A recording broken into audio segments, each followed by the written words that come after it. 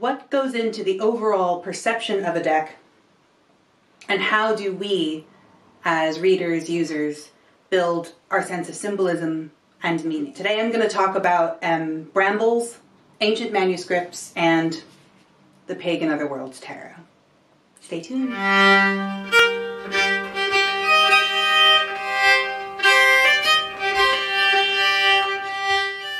So overall, I have been puzzling about this concept for a good few weeks now. The idea first struck me in, I believe it was one of my deck collection videos, and I just happened to be going through part of the video really quick to kind of fact check something I had said at one point, or remind myself of something I had said at one point. And in the process of doing that, I saw myself hold up a particular image. The Pagan Otherworlds Tarot. Everybody knows it, or lots of people know it anyway. It's really, really famous. It is obviously understood to have been one of the very early Kickstarter decks, definitely one of the early, very, very high-end indie decks. It's gone through a few different editions, all of which retain the sort of integrity of the imagery. And yeah, one of the things I noticed over time in perusing around YouTube and so on, YouTube in particular, but also Instagram, is that the people who own this deck, who retain this deck in their collection, tend to love it pretty hardcore. But what stood out to me about that is there seems to be a somewhat disproportionately or comparatively high percentage of people who deeply love this deck, proclaim their affection for it, but who also, by their own admission, tends not to use it. You know, at the very least, I would say it's a 50-50 that people say this, but I actually think it's more just based off of personal observation. And that actually really struck me because for a good while that was true of me as well. And as I started to notice it and started to think over some of that, what I thought about that, I realized I was very much the same and that I kind of wanted to change that. But I also found that people had a very valid point. A lot of people saying, like, I don't understand why I don't use it because I love it so much. I thought, well, isn't that really interesting? So anyway, looking through that moment of one of my other videos, trying to find a different piece of information, the card that suddenly jumped out to me was this one. Honestly,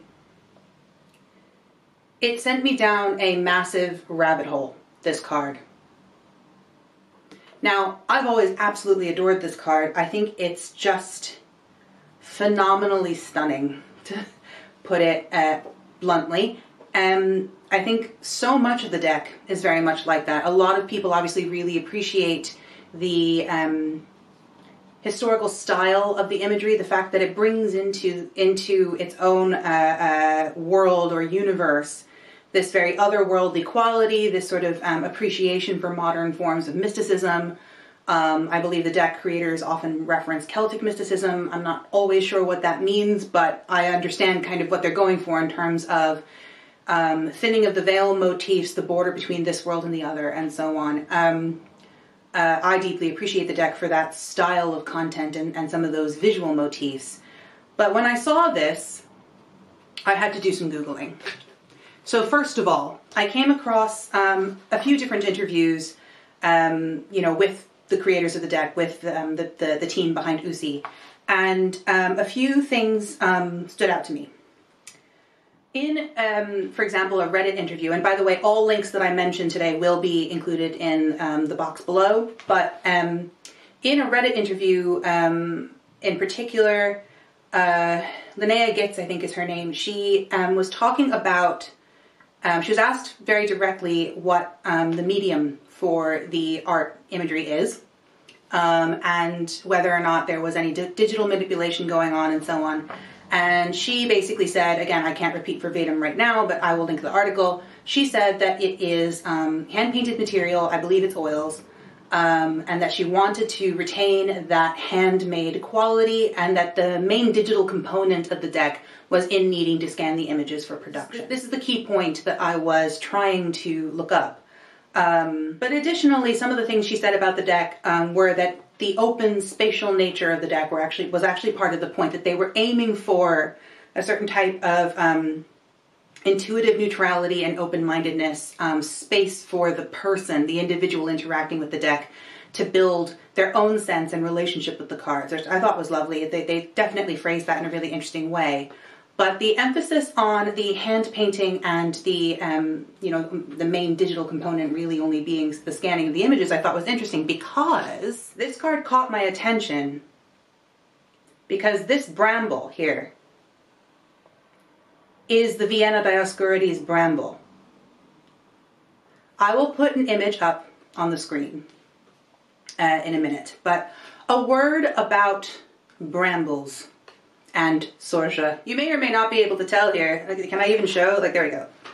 I'm a little obsessed. I have a Bramble here on my altar. I have the same Bramble that's on my altar on my arm. I thoroughly co-identify with a lot of the folkloric and visual and conceptual motifs that generally get intertwined with brambles and brambliness. I tend to think of myself very much as a difficult to define, difficult to contain, at times very prickly, but at times very sweet, weedy, often contrary sort of entity or person. I see myself in pretty much everything Bramble related. It is very rare that if I'm out on a walk, I don't stop to admire whichever Bramble I pass. But also, this comes from a lot of my own personal spiritual identity, the sorts of images that I engage with. You may or may not have seen that in the video, I believe, in which I talk about witchy aesthetic, I held up an image from a Trina Sharp-Hyman book that, again, from a fairy tale perspective, involved a lot of imagery around, motifs and imagery around bramble briar and things like that, and so on. So I have a lot of mythological fairy tale ideology that I sort of include in the way I think about that symbol. And it also connects to a particular Ursula K. Le Guin quote from the Earthsea books. Essentially, my main sacred text outside of actual established myth is the omnibus edition of the 6 Earthsea books. Not necessarily for Charles Vess's illustration. I'm not a massive fan. But I loved that all of the books, including the sort of extra 4 short stories, were included all in one volume. I use it for bibliomancy and so on. But there's a moment in Tehanu where Tenar and Auntie Moss are having a conversation about the resilience of women. And again, I would extend this to anyone who actually relates to this concept. It doesn't just actually have to be women. But in this scene, it's a very heartfelt interchange, and struggling with the barrier of communication and methods of speech and so on. Auntie Moss says something about women, and she compares them to a blackberry bramble, and she then follows that up with the statement, "Nothing kills a blackberry bramble." And, you know, for better or for worse, however we choose to perceive brambles and weeds and inconveniences overall, they're quite difficult to kill. And for me, that is an integral and important concept. So it's kind of a running symbol in my life that I've just always loved. I've developed the love of that symbol over the years. When I first got this deck, I noticed the bramble straight away.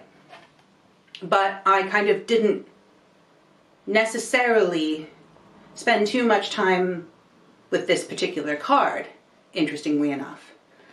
And then a few years ago, as I started planning my next tattoo, I decided I wanted to base my tattoo off of the Vienna Dioscurides Bramble.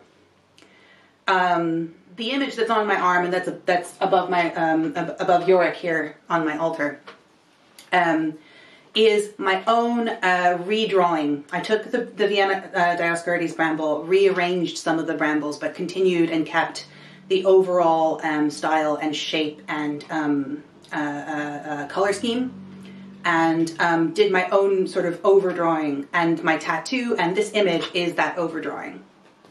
And part of the reason I wanted the Vienna Dioscurides Bramble in particular is because it's actually a manuscript from late antiquity, from the Byzantine Empire. I think it's understood to have been commissioned or produced sometime around 512 CE. In terms of the text in the Vienna Dioscurides, as you may or may not be able to guess by the name, it is mostly a copy, of various manuscripts, but mostly a copy of De Materia Medica. So it is a scientific and medicinal text about the properties, life cycles, uses of herbal materials, plants, and so on. It stands out stylistically from the time period in the sense that there is some speculation that the plants shown in it, that are illustrated in it, are done in a comparatively naturalistic style, which is unusual for the time period, unusual for a lot of the general stylistic trends and so on. It was also produced for or commissioned by a Byzantine imperial princess. Her name is Anicia Juliana, and it was produced in Constantinople. It's called the Vienna Dioscurides because basically in the late 1500s, 1592, I believe, it ended up in the Imperial Library in Vienna. It is still in Vienna now. There was actually a restoration job done on it in the early 1400s, I believe 1406. So for me specifically, the fact that this was an unusual example of a very important and high-end manuscript produced and commissioned by an imperial princess, a woman in a position of power, and the sort of intense continuity of that narrative line. There's all sorts of different hands in it, different types of texts and alphabets and things, because people add to these things over time. So it in and of itself you could almost think of as a compendium of human life or an egregore. And the way these manuscripts survive the ages, all the way from late antiquity up until the modern day. And of course the image of the bramble is exquisite, so I will put it up here on the screen, and I think you will be able to see. So this image right here is the Vienna Dioscurides. Now, you may have realized that the deck is spoken about as being not digital in that way. But of course the pentacles and the cups and things are digitally copied and reproduced throughout the deck. What I'm kind of surprised to discover is an actual facsimile reproduction of the Vienna Dioscurides Bramble in this image. And I don't totally understand what the deal is there, if that's something that's been explicitly talked about. I can't find it. And I think that's very interesting. I think that does something very interesting for my relationship with this deck in particular. It's not wholly negative, but it opens up a dialogue with the deck where I get to ask the deck questions about itself. Again, not necessarily so much the artists or the people who produced it, because I own the deck, I want to interact with the deck. But you know, this is the sort of thing that when we think critically, we take what we love about something and we take what we think is a bit, in need of questioning, in need of a little bit of research, something that needs to be pursued a bit further, something that needs to be clarified. And then we see how that potentially affects our ongoing relationship with the symbolism we surround ourselves with the items we purchase, and the ways in which we continue to care about the decks we use. Fundamentally, I have notes here as always, by the way, and then essentially I've had to do a reevaluation of some aspects of this deck, but I actually think it's been incredibly positive, because again, to come back around to why people seem to love this deck so much, constantly declare and just ooze about it, and rightly so, but then an oddly high percentage of people saying, I don't know why, but I don't use this deck very often. And again, that may also just be out of reverence. I'm not actually claiming to know why that is, but a theory, or maybe the reason I wasn't using it so much until more recently, again, I used it, but it just wasn't in the sort of constant circulation of decks, is because of that openness and that the historical emphasis, but the sort of the lack of surety as to where you are, which I actually think works quite well for an otherworldly quality. It's not meant to be highly reliable. It's meant to be a mystical experience. It's meant to make you ask questions. It's meant to make you feel that things are shifting. But I wouldn't call it a reliable narrator, if that's something that makes sense in the context of a deck. It can be, it may be again. But what that created for me was kind of seeing the deck, especially when cards are laid out together, as a collection of symbols and references, rather than references in, you know, existing in overall imagery where you're like, oh, that whole image is a reference to this.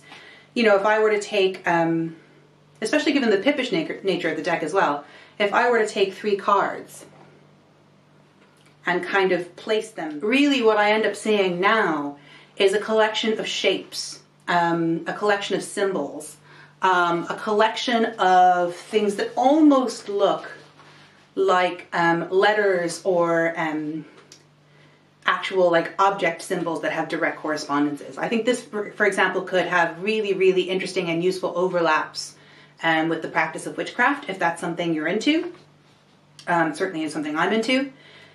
Or say ritual practice at an altar space, or in a sacred space if you don't have an altar or whatever. It's almost like, instead of just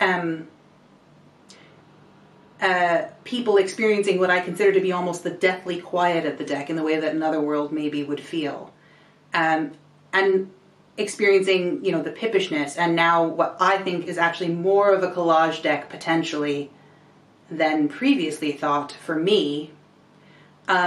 This goes from being the overall symbolism of tarot, which it still retains, but it now includes almost a sigil-like nature. Because the added thing then is that if we look at each card as it's like an individual, actual sigil style of image, again, if we view the 10 of Swords more like a sigil of referential pieces that we sort of cobble together to form an image, but then we relate it to the cards around it.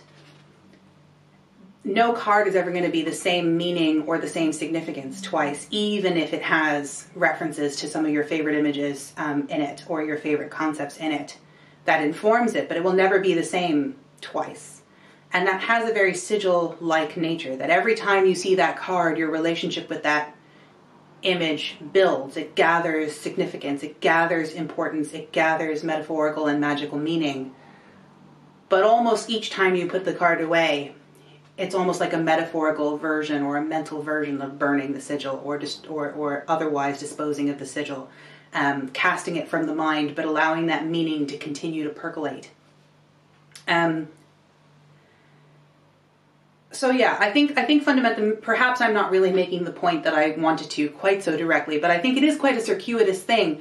The way we look at a deck, we go, wait a freaking second, that's the Vienna Dioscurides. What does this mean about this deck overall? Is this still painted? Is it digital collage? Is it both? Where is the information about that online? What do I do? Go down a rabbit hole, re-look at the deck, start to see the very deck change before your eyes, which is such an interesting thing. I think that's how, again, I say this all the time, but that's how aesthetics work, is it's a shape-shifting quality. The way we relate to the world informs everything around us. It's not just that we have a certain perception of something, it's that a momentary perception of something literally can lead you to better information about something than previously, and vice versa. So anyway, in terms of also connecting the deck a bit more to, say, artistic imagery or novels and things, because I do actually want to retain an element here of when I mention a deck or explore a deck, sort of fairly frequently bringing into the proceedings, shopping my shelves, as it were, and sort of finding all sorts of different ways to connect with the deck. But one of the things that I realized came out of all of this consideration, realizing the neutrality, realizing the spaciousness, realizing that we're not necessarily dealing with a reliable narrator yet. And when I say we, I mean I.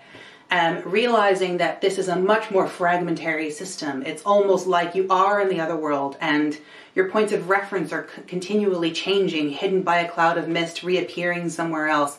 Don't give anyone your true name kind of mentality. I thought to myself, what books come to mind that are on my shelves that I think would be great to read in tandem with, you know, going through phases of using this deck. You know, if we're doing a deep dive, or if we're just experiencing a period of months where we just never seem to be able to put this particular deck down, what are some of the books that I think would totally do, really, really complement that experience? And I have some of them here. I think this deck would pair really, really well with certain types of reflective nature writing and, personal essays on nature. So for example, at the moment, as I mentioned the other day, I think I'm reading Crow Country. So this has actually been going with my Pagan Otherworlds moments quite nicely. I mean, even the sort of cover seems to just work really well. Another deck, just to refer to, I suppose, some of the sort of modern interpretations of Celtic spirituality. Again, not always sure what that means, but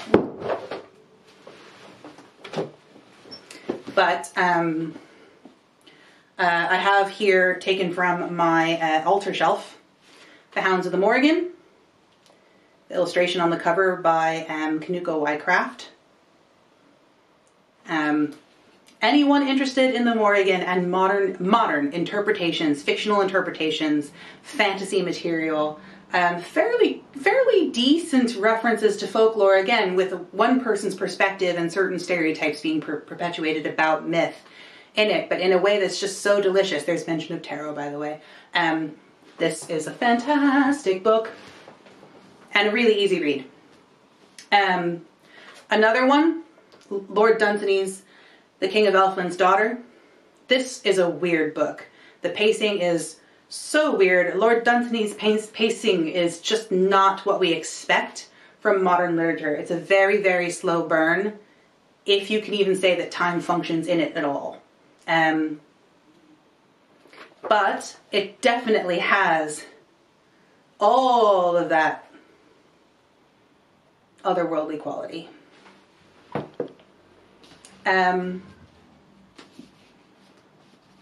Another one you could consider, or I will consider reading again in tandem, is Jacky Morris's The Unwinding.